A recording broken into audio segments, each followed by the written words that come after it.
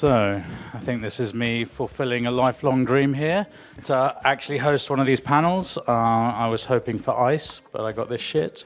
So yeah, we'll see how we go. This is going to be. So first of all, I want to say that I've been a long-term fan of the podcast. I've listened to all the episodes, guys, and thoroughly enjoyed it. And I think normally, you do more touching on various news items, talk about how AK Bets is doing and so on. In this case, it's going to be just more of a pure question and answer session. I've been told to try and keep it light. Yeah, we'll see how that goes, looking at these questions. But yeah, I think that, Anthony, you're giving me an awful look there. I'm as nervous as you, to be honest with you. I don't know what's coming next. So. No, it's all good. What's great here is I've got a list of questions and a little name next to all of them as to who I start with. You'll be pleased, Anthony, that it's pretty much all Anthony, apparently, to start with. But the best thing is because I'm asking the questions, actually it's me that gets to say something first on almost all of these. But we'll see how we go. So, yeah, cracking on, David Brown. In an industry that once celebrated sharp minds and rewarded form study, let's just clarify, industry is very nebulous in that question. Never once has a bookmaker in 5,000 years celebrated sharp minds. Grudgingly paid, maybe. Celebration not. Anyway, have we now reached the point where being a savvy punter is a liability? If consistent success leads to stake restrictions or account closures, is there still a future for the skilled recreational bettor, the most romantic of heroes? Anthony? I think it's a lot more difficult as I was aware, and as people in this room are probably aware. It feels like an ever-decreasing pie in legal markets. I think probably what's changed from when I started in the industry is there was probably a lot more recreational money sloshing around earlier in the day. I think people would be surprised, and listen, I worked for Flutter Brands for 10 years and went from seeing bet tickers in Paddy Power in 2008 where we used to hedge guaranteed price liabilities that exceeded 15 grand to just being an absolute monster of a company 10 years later. So I saw probably a lot of the growth of how the industry grew essentially, and it probably grew on the back of there was a lot of liquidity in the market, be it sharps and normal customers, and it's probably fair to say some people with that wouldn't be tolerated from an issues point of view today as well, just in the early stages of iPhones, etc. And I think when there's more liquidity in markets, it's a lot easier for people in this room to ply their trade. It was referenced, I don't know if it was last night or on a panel here, just how the Asian markets have changed in that regard as well. And I think for sharp money to be absorbed, you need liquidity. And I think there's plenty of reasons why liquidity just doesn't exist at certain points here, be it regulation, be it lack of liquidity in just general markets, horse racing, probably plenty of horse racing bettors here as well. So I think you need liquidity, and I think I'd love to go back to those days where there was liquidity and the general population and the price sensitive sharp population could all coexist. I was probably lucky starting around that time and trying to build a bankroll in that environment. But I think it's changed, and I think people who are doing things as if they are betting into liquid markets probably need to adapt to the changing times rather than complain about the changing times. Yeah, I mean, future for skilled recreational bettor. I mean, just earlier on today here we had Tom Dry chat to us and some political betting mind experts and so on. I think the question here, I noticed form study. So if this person presumably is concentrating on horse racing or dog racing, how much future there is for them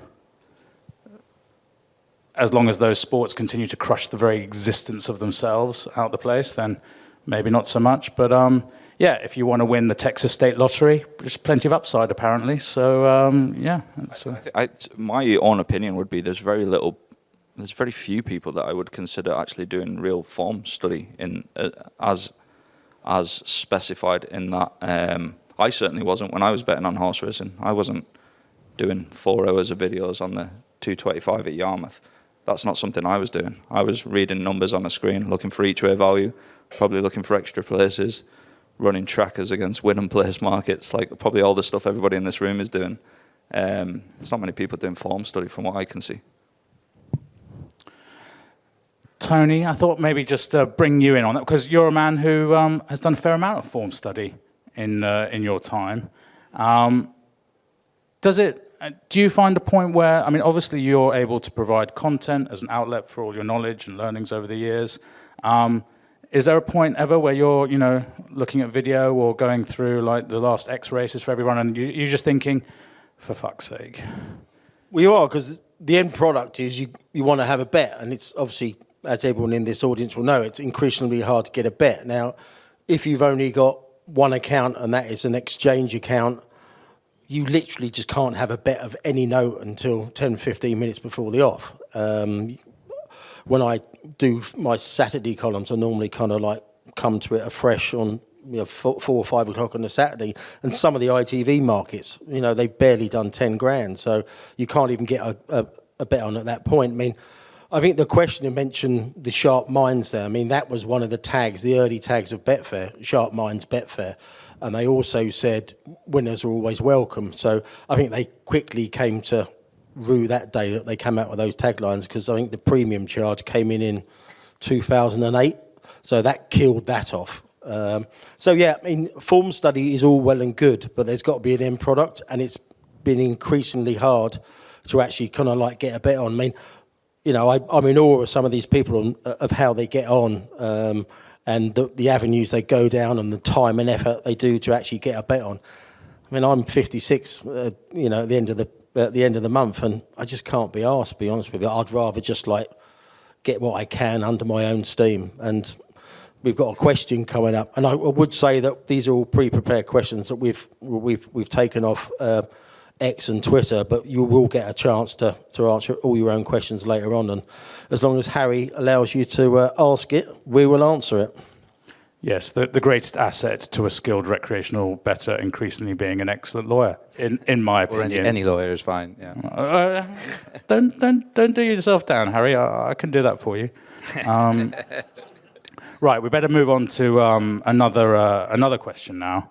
Hawkwell, in a light-hearted way, I think that's the part I'm not supposed to say out loud. In a light-hearted way, can you ask Tony if he still thinks pro gamblers are parasites, especially considering he'll no doubt be taking a double fee from AK Bets and Smart Betting Club? Oh, hello, Hawkwell. Came out firing. I hope you're here today, hidden amongst this crowd. It's a funny aspect. I thought I remembered his name somewhere, so I did a search on Twitter. And he was asking me this very question on the 1st of July 2022. So it's taken 3 years to get a proper answer. When I used to go on, I'm a bit more well-behaved these days, but I used to go on Twitter to wind people up. I was bored, I was pissed, or all three. And I just did an off-the-cuff saying all professional gamblers in their purest sense, i.e. not with companies behind them, not with staff behind them, are parasites. So I probably regretted that, because there was a bit of a pile-on. Well, I quite like abuse and stuff, but I got it. And within 2 minutes of that going up, I remember Matt Williams from the Racing Post ringing me up and literally just like tearing a strip off me for 2 minutes. And then I explained to him how much he paid towards the National Health Service and stuff like that, and it lightened up a bit. But no, it was only a joke. But the more I thought about it, the more I think it's accurate, actually. Some people procrastinate about it in the room, I'd imagine, whether they are or whether they aren't, just for what they contribute to society. I've seen various very wealthy people in America who've made plenty of money out of the game procrastinating at some stage in their life about how much contribution they had to society. It's never affected me, to be honest with you. But I think the septics have got it right. They're going to double tax the bastards and then have less healthcare than they've ever had before after this bill. So you're just paying to have someone else set fire to it. Yeah, well, thank you very much, Tony, and I hope that was a light-hearted way of me asking that. Next question is from, it appears Fog, the username, but it's capital F, lowercase o, uppercase G, who's one of my favorite Twitter accounts, actually, because he built, many years ago, an odds checker plugin, RIP odds checker, you bags of shit, which was really useful if you were a thieving each-way bastard like me. And yeah, it was... he was so nice that he set up a little buy me a coffee thing, and I did buy him what, even by London standards, would have been a fairly expensive coffee. And then when Oddschecker put all their garbage on top, he then refunded me my coffee, which you can't get a better gent than that. Anyway. I should say at this point, my eldest son is the business manager of Oddschecker, but I tend to agree with you, actually. Yeah, okay, well, the apple doesn't fall far from the tree. All right, then, which one's a bigger thieving each-way bastard, you or AK? Oh, I mean, I'm not even in that category. I mean, like this, I'm about 40 rungs below. I'd say that tier, that S tier of thievery. Anyway, did AK have any views, opinions in his past life as a punter that have changed since becoming a bookie? This is great. Yeah, I like this. What has he learned about the game from working on the other side? It's a good question. Yeah, he's a really intelligent guy. I can't remember what he does, but I ended up chatting to him somewhere. He lives in Dublin, I believe. I don't know if he's Irish, but I ended up messaging him I found him on LinkedIn via something he'd posted on one of his posts. That thing he built, like you said, the each-way thingy scraper or whatever. Just giving you the percentages was kind of handy. What was the question? So you used to be a rat bastard punter, and now you're a noble bookie. What have you learned about the game from working on the other side? I was always I'm always kind of quite fascinated in the psychology of it, and the E I got at AS level psychology with my pissed up Mr. Henshaw trying to teach me didn't deter me from trying to learn bits about human behavior and just studying. When I was on, one of the things I learned pretty quickly on course was, if the two guys next to me were 7 or 4, it was actually probably in my favour going 13 to 8 because the general population see 13 and 8 as bigger numbers than 7 and 4. So there's like little learnings around that from what I've observed. And if I'm on course, I shape my books accordingly with just little things that I think work, and nobody can understand why I'm laying 8 to 13 or 4 to 7 when the two books next to me are 4 to 6. They just don't understand it. And I think one of the things I learned is when you hang around with people like the people in this room, we all are slightly biased into thinking that the general population thinks like everybody in this room. And my experience of the general population is they're pretty bad at maths. They don't evaluate situations from an EV point of view pretty much ever. Like, I can't even go to the airport, and if there's 3 lines where it goes to put your bag through, I'm like literally going, oh, she's 75, she's going to take fucking ages. And I can't literally stop making plus EV decisions as I'm walking around. I literally leave the local supermarket because I refuse to pay like £1 for a plastic bag. So I literally carry fucking shitloads of stuff out in my hands because I refuse to pay £1. So I'm constantly evaluating, like... Anthony's on his 8th wife, by the way. But... yeah, I don't know. Like, that's one thing. One of the biggest things for me when I went online, my initial idea was we're going to lay like an unbelievable amount of smart lads bets that they can't get anywhere else, and we were going to try and do some kind of syndicate and kind of go over the top of them. That was kind of one of my original ideas, and it kind of became a little bit of a moot point and a waste of time. Probably because there was so much soft money. In all honesty. From a GGR perspective, and it just didn't seem the most prudent use of my time to absolutely grind that stuff. One of my biggest takeaways is just understanding what the 98% of customers who bet in the legal market want, and that's markets settle quickly, customer services queries replied to straight away, withdrawals hitting their account in minutes. They're the things that get me custom, rather than going 7 or 4 instead of 13 to 8. We try and do a bit of that on the bigger events, but it's probably more to get the recreational money into the site, to be honest with you. Right, so they're all a bunch of mugs. Good. So I'm just going to go a little bit off piece because I do like this two sides of the fence question. I just want to bring our venerable legal expert in on this. Because you obviously have had discussions with both sides of the fence at various stages in your time dealing with a variety of cases. I'm going to ask you, Harry, if you could tell punters who have grievances with a bookmaker one thing from the bookmaker's perspective, and if you could tell bookmakers who are dealing with grievances with punters one thing from the punter's perspective, how would you open either party's eyes? What's the one thing you would try and convey to each party when they're in this confrontational relationship that it is? Okay, so from the punter's side, I would say that it is sometimes underestimated how much regulatory pressure operators are under. And that's something that I'm learning more as, frankly, I start to work more for operators. And that there are an awful lot. It's very easy to get into a mentality where you've got the bad guy and the good guy in this industry. And actually, I doubt that there are too many here today, but some of the things that operators have to put up with from their customers are pretty cynical and pretty appalling as well. So that's worth bearing in mind always. From the punting side from the operator side, I would explain to them that if they don't already know it, that for 10 years, roughly, operators were more inclined to use their regulatory duties to try and take commercial advantage of punters than to actually comply with their regulations. And that has led to a relatively febrile relationship between customers and operators. Operators are getting better, and they are starting to actually do things for basically because they're worried about getting into trouble. And I think that what they need to understand is why customers are so reluctant to hand things over. And it's because of the way that they've been treated for a very long time when regulation was still learning its way in the industry. So that would be it. Brilliant. I kind of love you, Harry, really. I can be honest with that. So next question is from Chris Fawcett. Is Chris with us today? Excellent.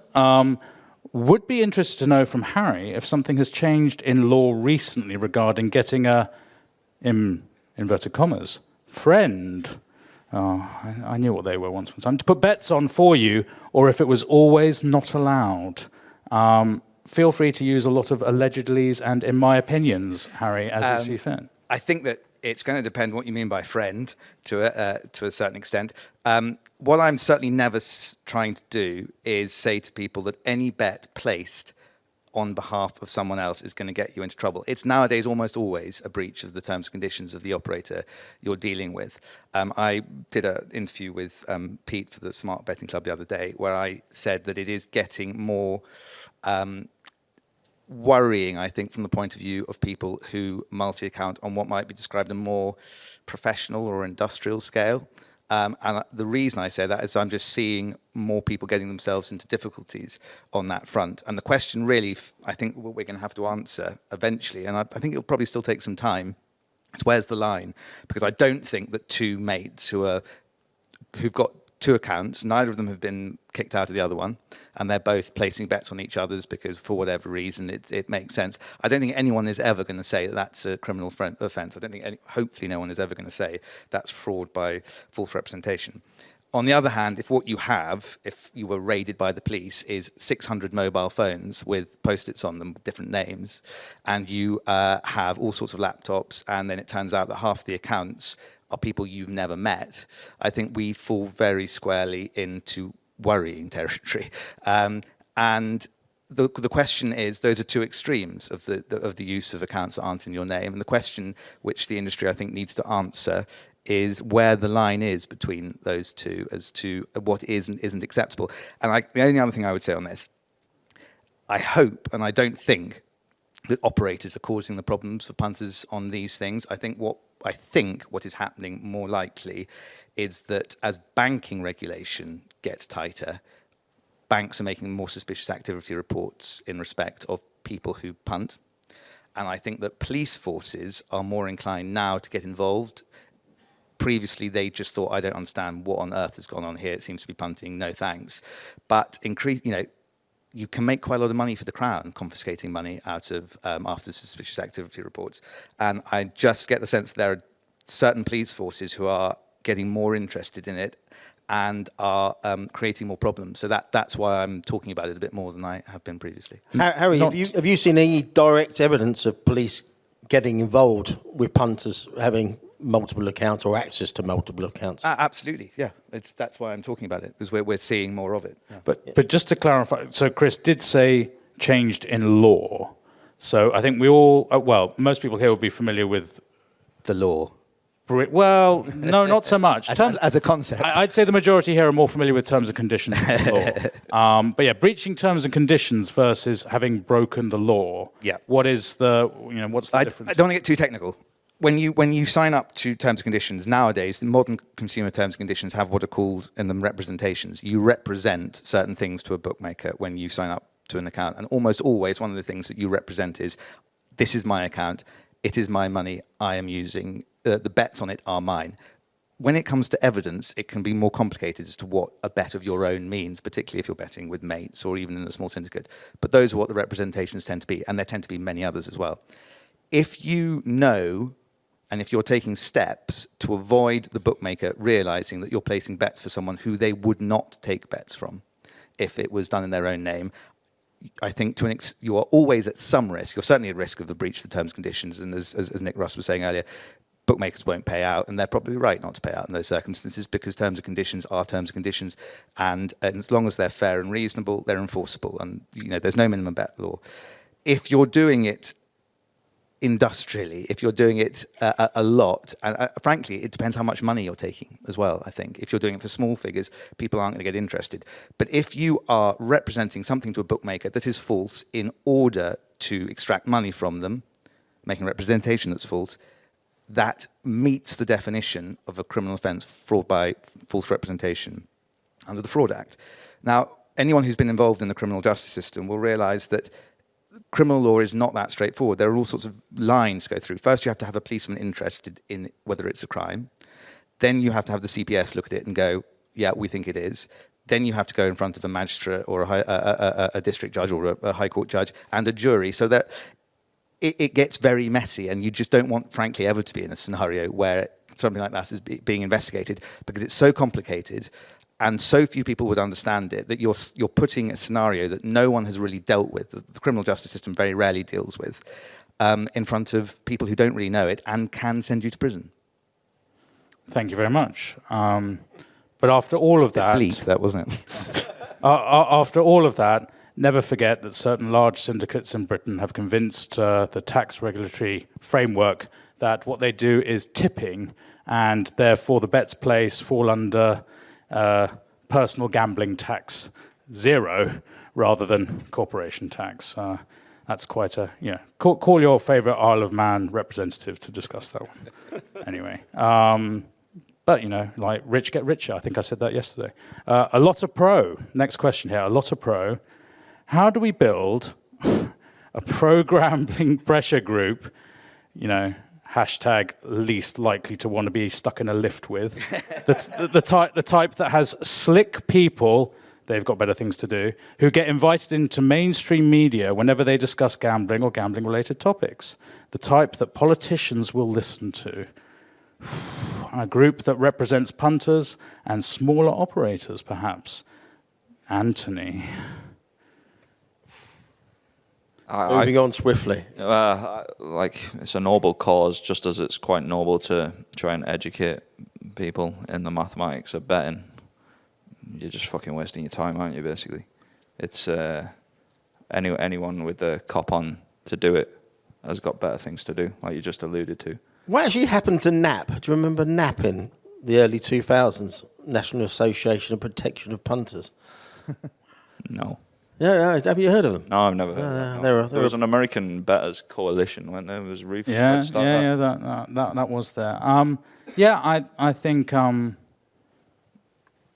I think societal perception of gambling just always makes this an impossible task. If you want to advocate for something that is deemed a worthy cause in the public's perception, you'll get no shortage of slick people who want to be associated with it. We are in a particularly low point of the cycle at the moment. I think it's massively underrepresented how much utility gambling provides to the general population. I think people derive enormous utility out of it for quite often very little spend. I think that's never appreciated as much as it should be. Yeah, if you want to hear the most passionate defense of that, I can't remember, I hate to plug any other podcasts, obviously, but there was a podcast where David Hipkin, who I love listening to, was interviewed on. We should go find it. And David Hipkin gave the most spirited defense of why basically all children should be gambling from birth, near enough. And I was absolutely enthralled by it. It was fantastic. But yes, I think we could just sort of even just say to think probabilistically would be a huge advantage to everyone. And it would be great if my wife could see things other than 0 and 100%, ideally. Right, anyway, moving on to Nathan Stevens, a real name, I think. Do you think firms should do away with early prices, and do you think they're used to shut accounts of people who spot the risks? Now, this will be going to Tony, first of all, before we go into that, so establishing what an early price is. At some point, a price must exist. It must exist before the horse race starts, and it must go through various stages of price discovery. So, early prices, do we mean overnight prices? Do we mean, prices on anti-post? Do we need a variety of things? So, for me, I'm going to slightly corrupt this question to, at what point do you think people, bearing in mind you're familiar with the press, and when the Racing Post used to have to go to publish with prices, content very well, Tony, at this point, how early you need to be able to quote a price. I'm going to change it to, when do you think firms should be quoting horse racing prices? And then also, do you think they're used to shut the accounts of people who spot RICS? People don't invent this shit just to spot people to spot RICS. It's just obvious when you're the very first person to hit the very first price that's posted that you've probably got a clue. But yes, Tony, when do you think the ideal way to price the racing market should be? Well, I've recently, Anthony suggested it because if any of you had the misfortune to read some of my column, basically it used to be a rolling 3-day column. It used to go up on Thursday with all the stats and information, etc. Update it on the Friday, and then kind of like on the Saturday morning, make the final decision. Anthony suggested do away with the first 2 days, stick it up on Saturday morning because that is when most people bet. I would always been of the opinion that markets go up there and people can do what they want with them at the 48-hour stage. But I think when you look at exchange liquidity now, from my point of view, there's literally no point in going up, 48, 24 hours before. But that's only a personal opinion. And if you can get on, and if you can, get those kind of like outlandish prices at half past 11 on a Thursday for Friday, then fair play to you. But obviously you're going to have to need a very friendly bookmaker or a very friendly trading team to allow you to continue to do that. So I would say I would go up later now. You mentioned the press. The Racing Post for a Saturday, for example, all their copy has to be in by 4 o'clock. So they never know their tipsters never know what prices they're going to be tipping at, because obviously as soon as you're going to get a lot of tipsters coming to the market from 4 o'clock onwards. So that's why they never, for example, mention prices. If they held it back and did an online version on a Saturday morning, a more dynamic pricing structure, that would work in people's favour. But at the moment, everyone's in the dark until very, very late on a Saturday for Saturday's racing. So I don't know what Anthony thinks from a bookmaker point of view. I imagine 95% of your business is Saturday onwards, isn't it? For Saturday's racing. 95% of it would be on the show, to be honest with you. It's not even Saturday onwards. It's interesting you talk about the Racing Post, like it's just how the market's adapted. 2005 Racing Post and doing a 20-year anniversary of the summer that price-wise killed everyone, and that is actually true. Like they were literally when Pricewise was a relevant thing, and there was no other noise in the arena. That was like an unbelievable summer where he literally went through all the big races, pulling fucking 21 shots out of his arse. Basically, it was unbelievable. And bookmakers used to amass big liabilities on that kind of stuff. Now, fast forward 20 years, we've got a column called Pricewise that doesn't tip up prices. From my point of view, when I left Paddy Power in 2018, for about 3 years previously on horse racing, they used to have every horse race priced up at 4 p.m.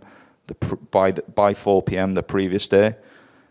Paddy Power didn't break even on horse racing until 11:15 on day of race. So when you're talking about overnight prices, and that was in a market where exchanges were probably slightly more liquid, the market was probably slightly more liquid. There was less barriers to entry for even normal laymen in the street to place bets. They didn't break even. So they literally went through a journey of 19 and a quarter hours before they got to break even. So people can talk about not being able to get bets on. I think there is definitely an onus on people to understand, just from your own knowledge, to understand the times when, but we're all trying to, when you're punting, you're always trying to mask your edge and you're trying to keep things going as long as possible. You should definitely be aware that bookmakers or Paddy Power in 2018 didn't make money on horse racing for the first 19 hours they traded horse races. So if you're popping up in that period, what fucking chance have you got? You have no chance for them. When you talk about account longevity, you're never going to maintain an account if you're betting into the most piss-weak markets, I think. You need to find ways to have edges in liquid markets. That's always the case, in my opinion. The thing is, we shouldn't also confuse that there's some sort of time on the clock where bookmakers get smarter.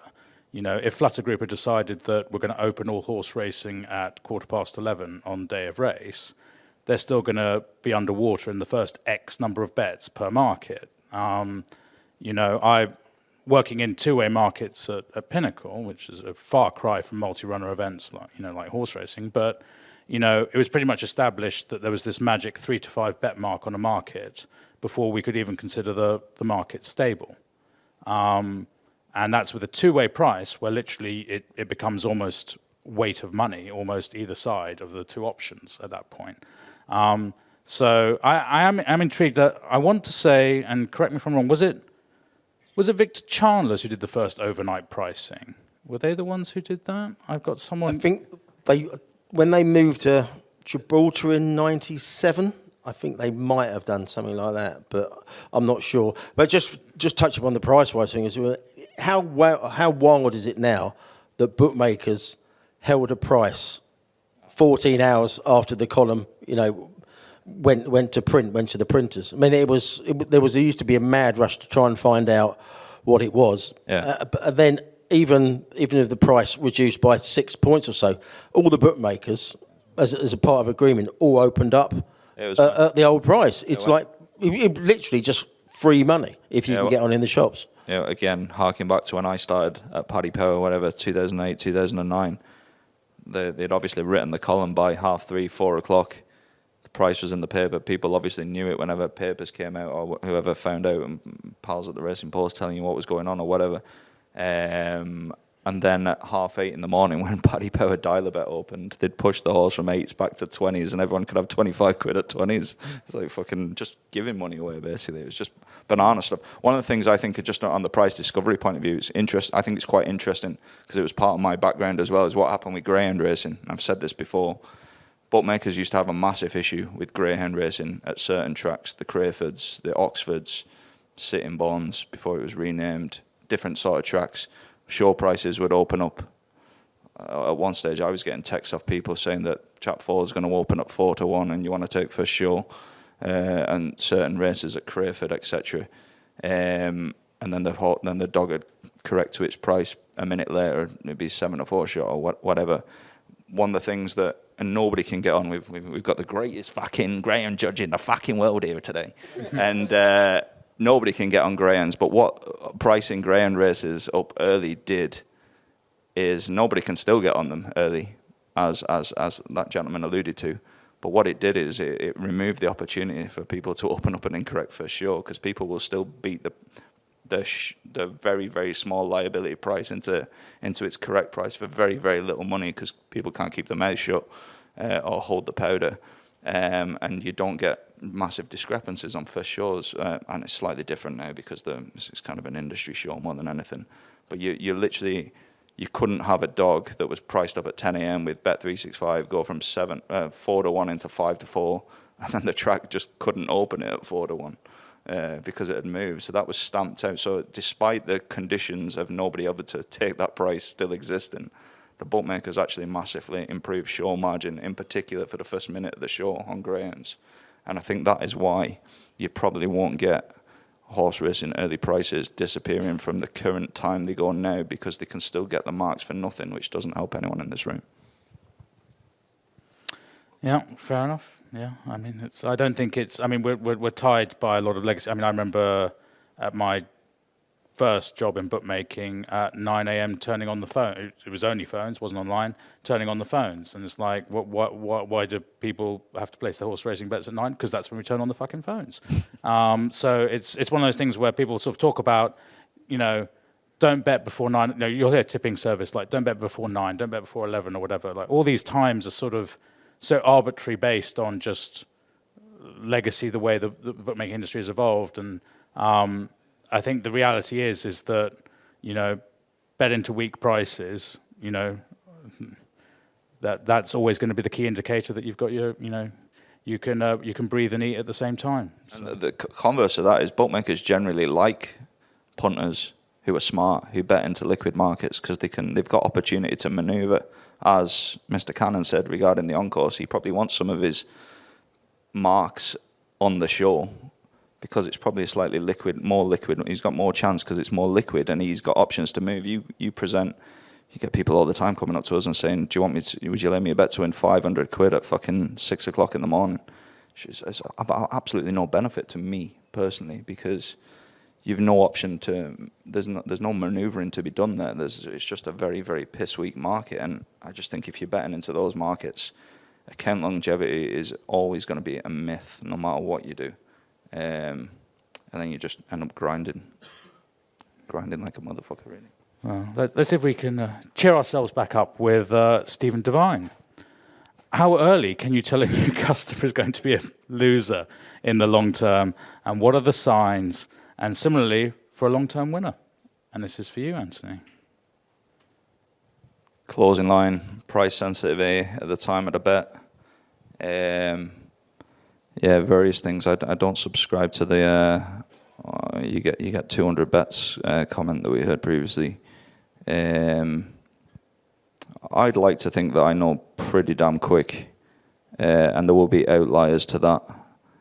We're quite lucky, even just with our website, we have a referral tool, and it's quite handy because there's definitely instances where we go a couple of bets in and like, this guy's fucking no use, like absolutely no use. But I think if you don't have a referral tool, which a lot of the bigger firms don't have and don't seem to want to have, I think you can switch off some good business too early.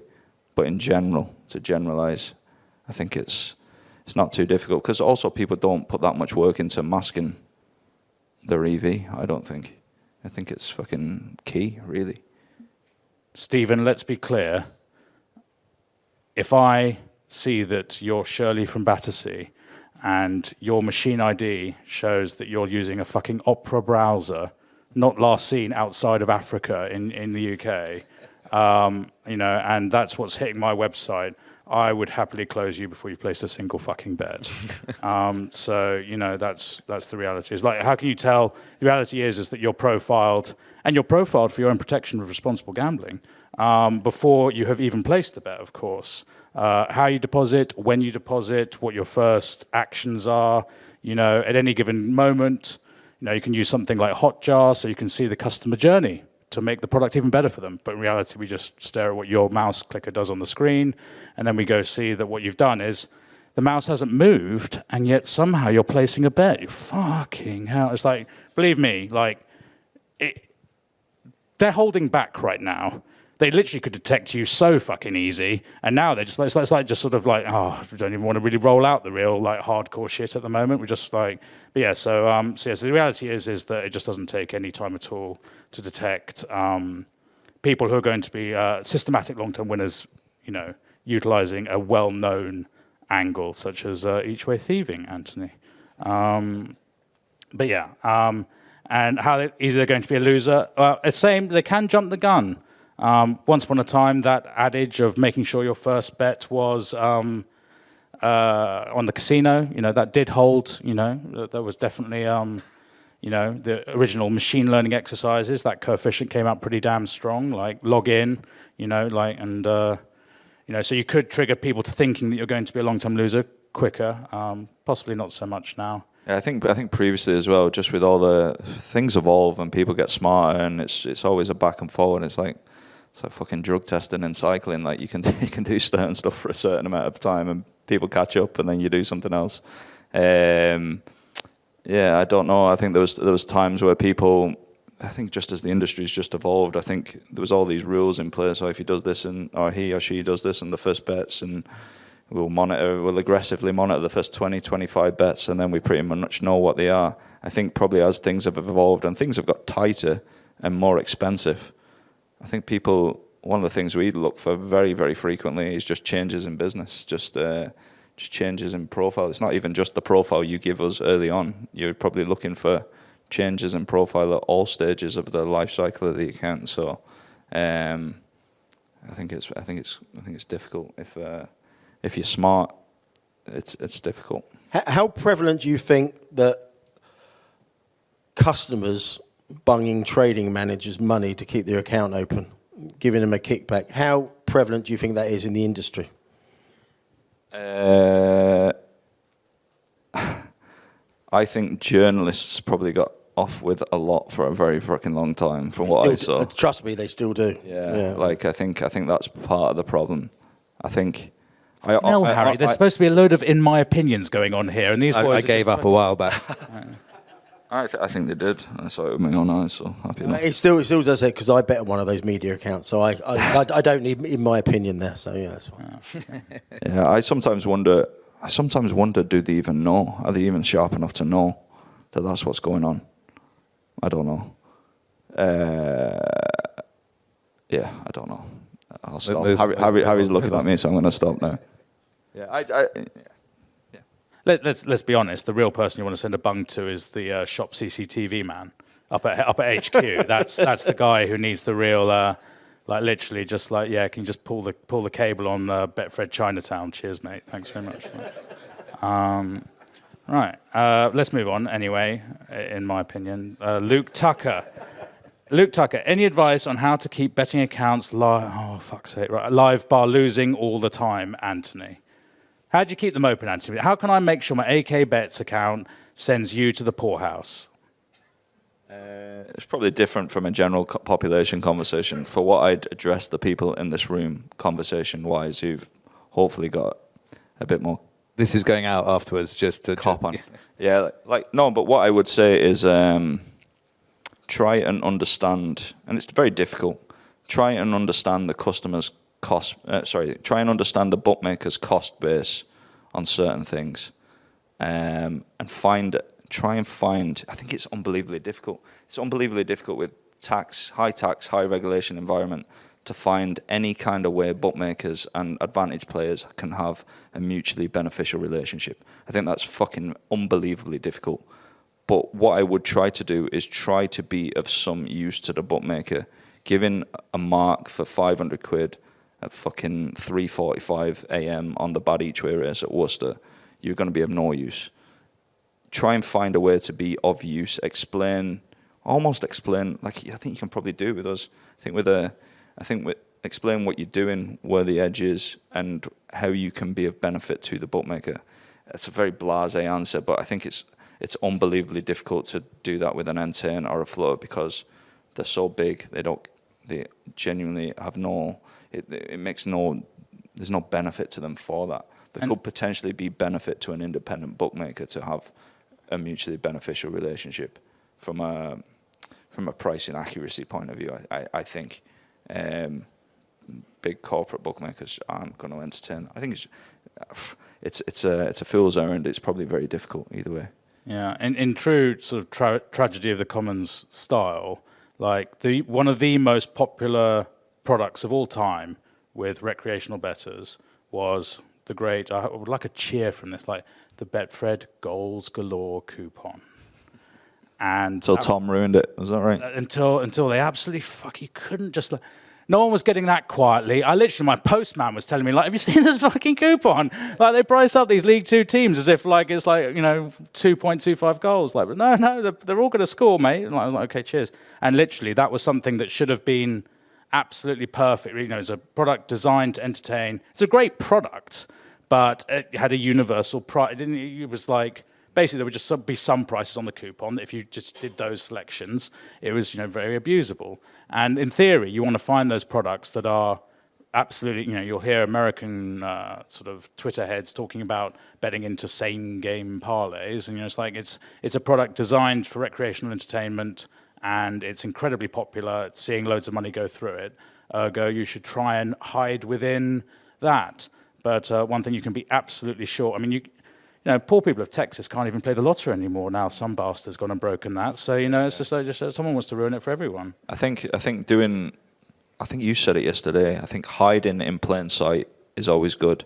Doing the thing that the bookmaker wants you to do, but finding an edge on that is unbelievably beneficial. And I think Bet Builder would form a part of that. Some of my biggest edges, without being I'm not you guys anymore. Like I've come here to learn probably off people here from a betting point of view now, because it's just not what I do day to day. But some of my biggest edges have probably been in bet builders. A couple of examples I can give you would be someone like a Vinicius Junior being racially abused and reacting and betting on yellow cards and red cards linked to him in bet builders. The biggest edge I've had in a bet builder was, and it was a mate of mine who is literally just price insensitive, Punter will call him, and he had basically worked out that when Diego Maradona died, that him and Messi started off at Newell's Old Boys. Barcelona were playing Osasuna a couple of days later, and he was like, Messi never gets a yellow card. I think he's going to take his top off and show up for fucking picture of Maradona, and he's fucking 8s on any time against Osasuna. And you can bet him at 33s to score any time and to get a yellow card in bet builders. And we had it absolutely right off. And we probably didn't, probably what Tom said earlier, we didn't have enough money on it. Like we should have unbelievably pressed it, because it's exactly what happened. And finding little niches around stuff, like there was loads of stuff when 365 were pricing yellow cards of players in running all the way up to the end, and you could bet if there was any team that was like fucking 5s on or shorter that were getting beat at home, bet the yellow card at the away for the away team's goalkeeper, wasting time at like 200 to 1 in the last 10 minutes of the match. And there's all little things that they want you to play, but they can make mistakes on. And I think that's, if I had my time again, or if my time was now, I'd be focusing on that kind of stuff. And I think in future, I'm now going to, anyone who is described as a friend who is price insensitive, I'm now going to just opt for, it's taken a lot of 13 to 8 in his time. That's going to be my, but anyway, chalk one up to the 13 to 8, right? Like 33 to 1 Messi's, fair play to him. Oh, I love this. I love this question. Love this question, because it's just so like, it's just trying to get right under your skin, Anthony. Martin Patterson. Does most of AKBet's revenue come from gambling online machines, roulette especially? ? Oh, is that the end of the question? From a turnover perspective, the last time I looked a couple of months ago, sport was about 55% of my turnover. Casino as a whole, casino, live casino, virtuals, everything chucked in together, was about 45% of the turnover. As part of the GGR, sports would be a lot bigger. We run at sports at just over 10% margin. Casinos about 2.4%, I think. But there's a different cost base attributed to those, and probably different taxation, things like that. So we turn over roughly the same on both, and we make more money out of sports. 10% GGR. I mean, how many Ferraris do your kids need? 10% GGR on sports? Not with all the tax, mate. Blah, blah, blah, blah. Don't get him started on that again. Right, and this is the final, before we go out to the floor, this is the final question we've taken from X. is James Thompson. How do firms choose which selections to super boost or the equivalent?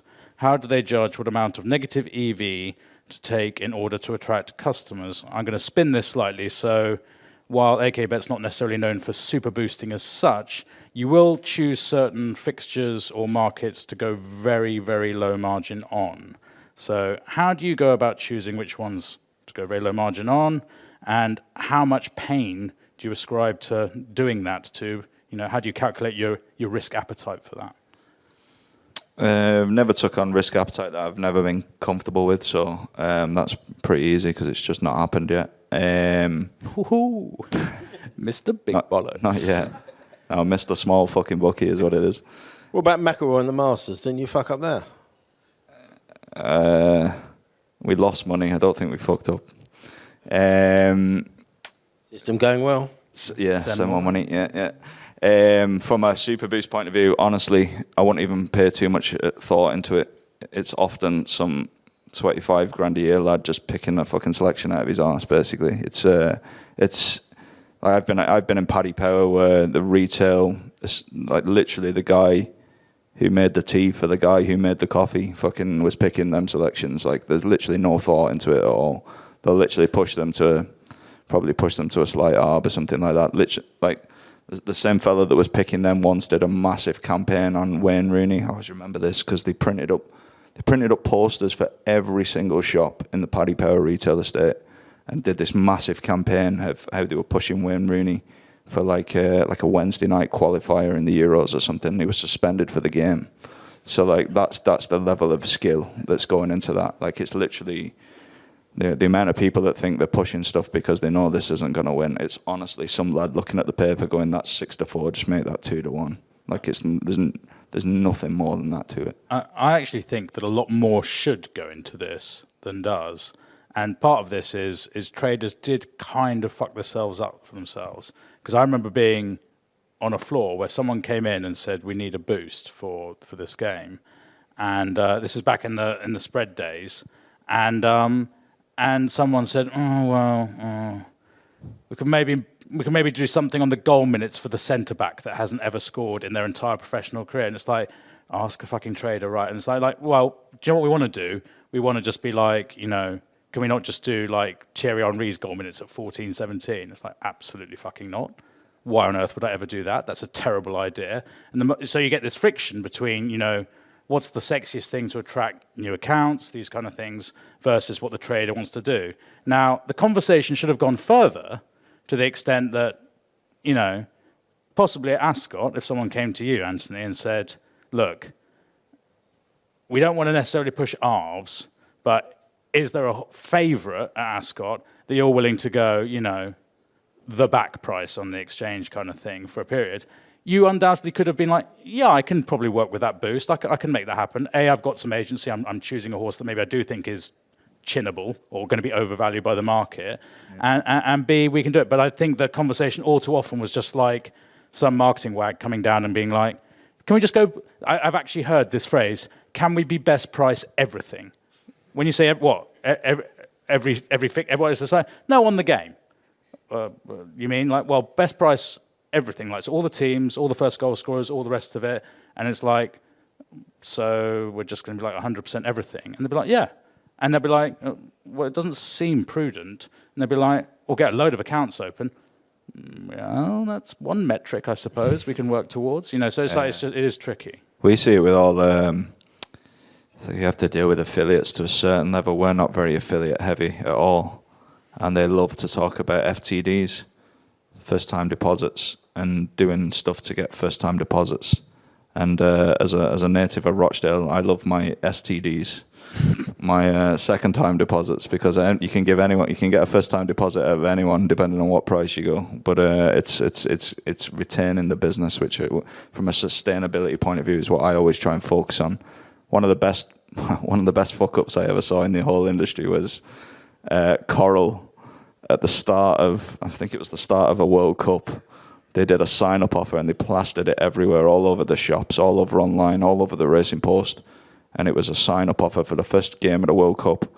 And it was Brazil against somebody. And their offer was, bet on Brazil. It was like, trying to get like just new accounts, and it was bet on Brazil, and if Brazil were yellow, if the kit is yellow, you get a fucking 25 quid free bet in their accounts. It was literally just to get new accounts, and they fucking played in blue. And there was absolute uproar over it because people thought they knew they were playing in blue. Goffey knew. Yeah.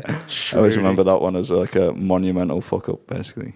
Right, that's enough of the Twitter questions. I believe we're going to go out to the floor. Anyone have a question?